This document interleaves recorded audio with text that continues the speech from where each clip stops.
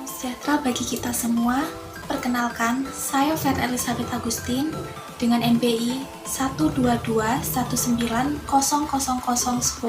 mahasiswi semester 7, program studi S1 Akuntansi di Universitas 17 Agustus 1945 Surabaya. Video ini dibuat untuk memenuhi tugas teori akuntansi yang diampu oleh Bapak Dr. Sunupriyawan, MSAK. Pada kesempatan video kali ini, saya akan memaparkan materi tentang kerangka konseptual akuntansi. Saya akan membahas 5 pokok bahasan. Pertama ada definisi, kedua yaitu peran, ketiga tujuan, keempat ruang lingkup, dan yang terakhir mengenai kebutuhan.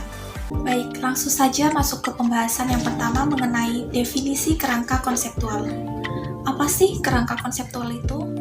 Definisi kerangka konseptual menurut FASB atau Badan Standar Akuntansi Keuangan merupakan suatu sistem koheren dari tujuan-tujuan dan dasar-dasar yang saling terkait yang dapat mengarah pada standar-standar yang konsisten dan yang menentukan sifat, fungsi, batasan dari akuntansi keuangan dan laporan-laporan keuangan. Selanjutnya yaitu mengenai peran kerangka konseptual. Menurut Matchfee 1981, page 9 mengatakan bahwa peran kerangka konseptual adalah menyediakan struktur pemikiran tentang akuntansi dan pelaporan keuangan yang lebih baik. Ini adalah usaha teoritis dengan tujuan praktis untuk mengklarifikasikan tujuan pelaporan keuangan dan bagaimana praktik alternatif cenderung membantu mencapai tujuan tersebut, entah sebagai direktur perusahaan, akuntan utama, auditor, atau standar akuntansi. Orang tidak dapat membuat pilihan prosedur akuntansi yang rasional tanpa kerangka prinsip. Tujuan kerangka konseptual. Menurut FASB, pertama, membimbing FASB dalam penetapan standar-standar akuntansi. Kedua, menyediakan kerangka acuan untuk menjawab pertanyaan-pertanyaan dalam hal standar akuntansi yang berkaitan belum tersedia. Ketiga, menentukan batas-batas pertimbangan dalam penyusunan laporan keuangan. Keempat, mempertinggi daya banding laporan keuangan. Kelima, meningkatkan pemahaman dan keyakinan para pemakai laporan keuangan. Dan menurut IAI, digunakan sebagai acuan, pertama komite penyusun standar akuntansi keuangan dalam pelaksanaan tugasnya. Kedua, penyusunan laporan keuangan untuk menanggulangi masalah akuntansi yang belum diatur dalam standar akuntansi keuangan. Ketiga, auditor dalam memberikan pendapat mengenai apakah laporan keuangan disusun sesuai dengan prinsip akuntansi yang berlaku umum. Keempat, para pemakai laporan keuangan dalam laporan keuangan yang disusun sesuai dengan standar akuntansi keuangan. Jadi, peran dan tujuan kerangka konseptual akuntansi digunakan sebagai acuan bagi pertama, komite penyusunan laporan keuangan dalam menjalankan tugasnya. Yang kedua, auditor dalam memberikan pendapat mengenai apakah laporan keuangan telah disusun sesuai dengan prinsip akuntansi yang berlaku umum. Terakhir, para pemakai laporan keuangan dalam menafsirkan informasi yang disajikan dalam laporan keuangan. Ruang lingkup kerangka konseptual. Dalam kerangka konseptual dirumuskan, pertama, tujuan laporan keuangan. Dua, karakteristik kualitatif yang menentukan manfaat informasi dalam laporan keuangan. Tiga, definisi, pengakuan, dan pengukuran unsur-unsur yang membentuk laporan keuangan. Keempat, konsep modal dan pemeliharaan modal. Lingkup keseluruhan kerangka konseptual. Ada 4. Yang pertama, objektif.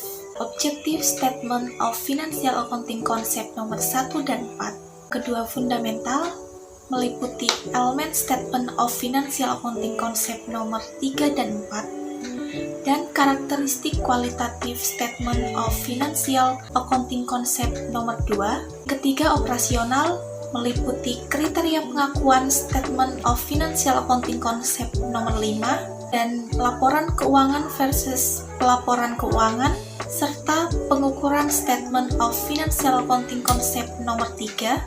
Terakhir, penyajian, meliputi pelaporan Earnings Statement of Financial Accounting Concept nomor 6 dan pelaporan aliran dana dan likuiditas, serta pelaporan posisi keuangan.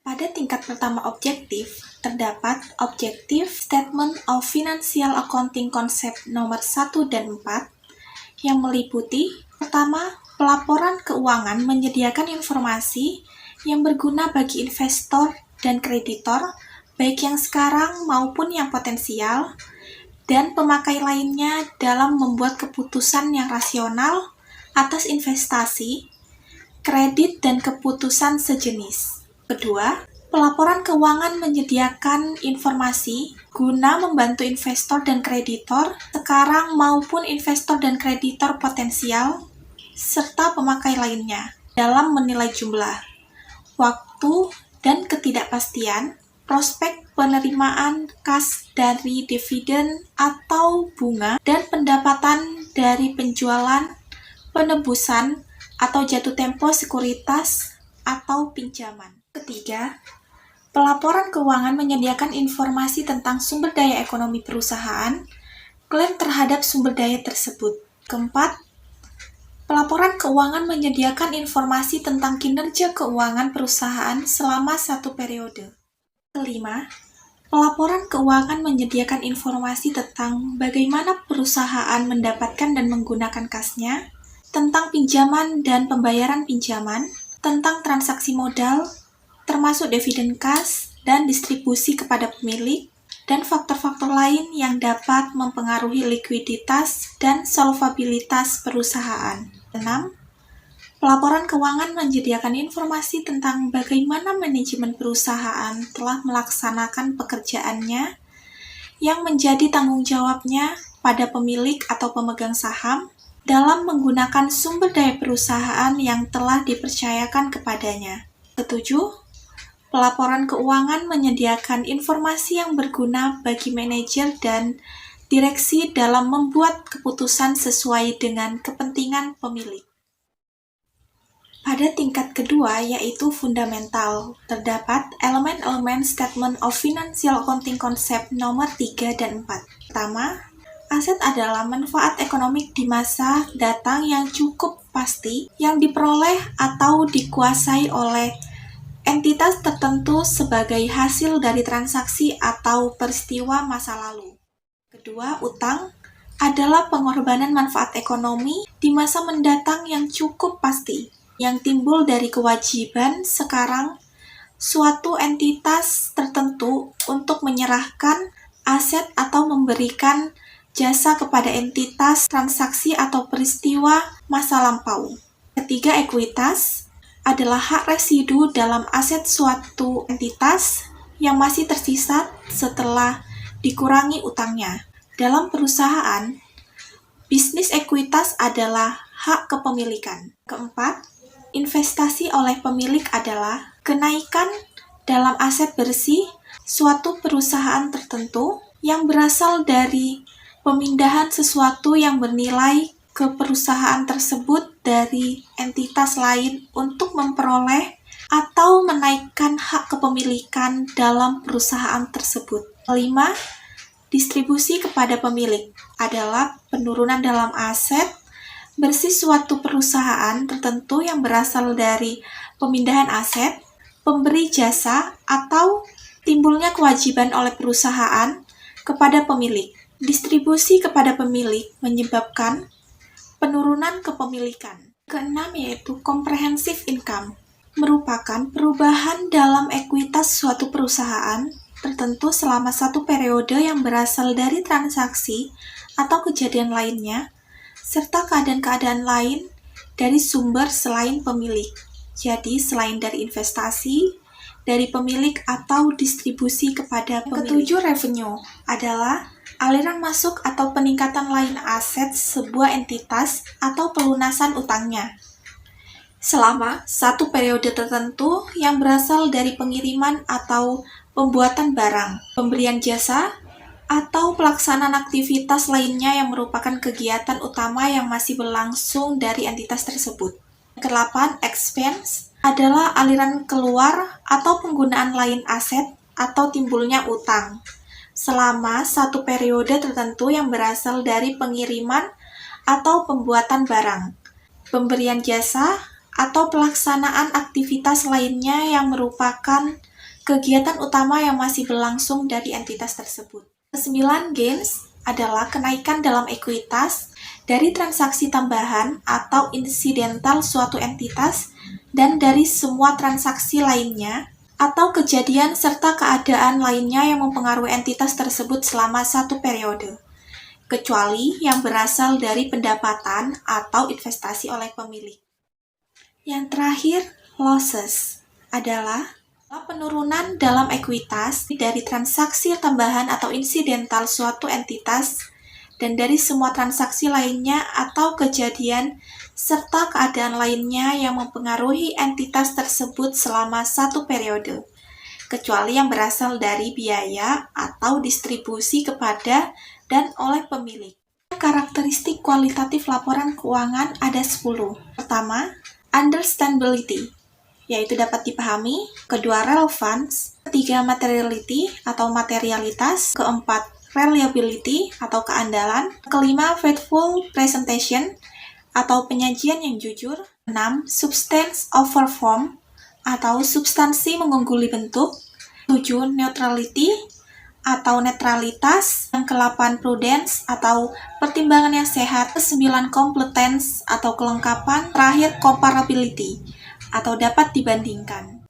Pada tingkat yang ketiga yaitu operasional, meliputi kriteria pengakuan Statement of Financial Accounting Concept nomor 5. Pertama, definisi, yakni item dapat memenuhi definisi elemen-elemen laporan keuangan.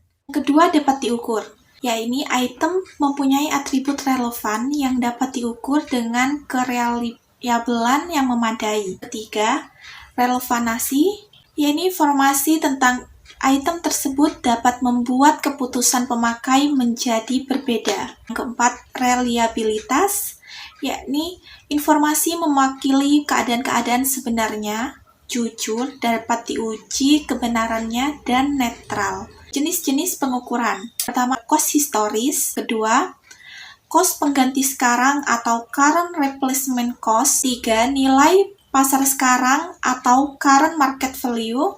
4. Nilai realisasi bersih atau net realizable value. Terakhir, nilai sekarang, aliran kas masa datang. Kebutuhan kerangka konseptual akuntansi. Terdapat beberapa alasan mengapa suatu kerangka konseptual akuntansi masih tetap dibutuhkan. Pertama, kerangka konseptual akuntansi dibutuhkan oleh badan-badan pembuat standar, termasuk IASB sendiri, sebagai pedoman dalam mengembangkan dan menerbitkan standar akuntansi yang baru. Adanya kerangka konseptual ini diharapkan membuat standar-standar akuntansi yang diterbitkan menjadi lebih konsisten. Kedua, kerangka konseptual akuntansi dibutuhkan ketika terdapat peristiwa-peristiwa ekonomi yang pelakuan akuntansinya belum diatur dalam standar-standar akuntansi yang sudah ada.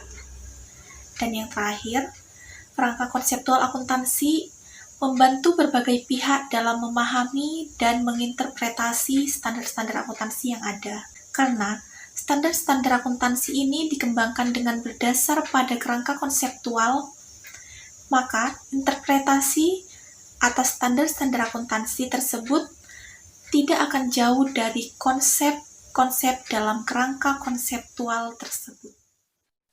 Dari beberapa pemaparan materi, dapat disimpulkan bahwa kerangka konseptual akuntansi merupakan sekumpulan konsep-konsep yang mendasari pelaporan keuangan. Yang dimaksud dengan konsep-konsep dasar pelaporan keuangan yaitu gagasan-gagasan serta mengenai apa yang seharusnya dilaporkan dalam laporan keuangan, serta bagaimana melaporkannya.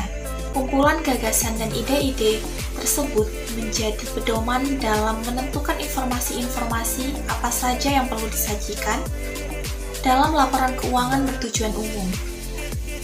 Kerangka konseptual terdiri dari adanya tujuan laporan keuangan, karakteristik kualitatif informasi akuntansi, elemen-elemen laporan keuangan, pengakuan dan pengukuran laporan keuangan, serta penyajiannya. Sekian pemaparan materi dari saya mengenai kerangka konseptual akuntansi. Kurang lebihnya mohon maaf. Sekian dan terima kasih.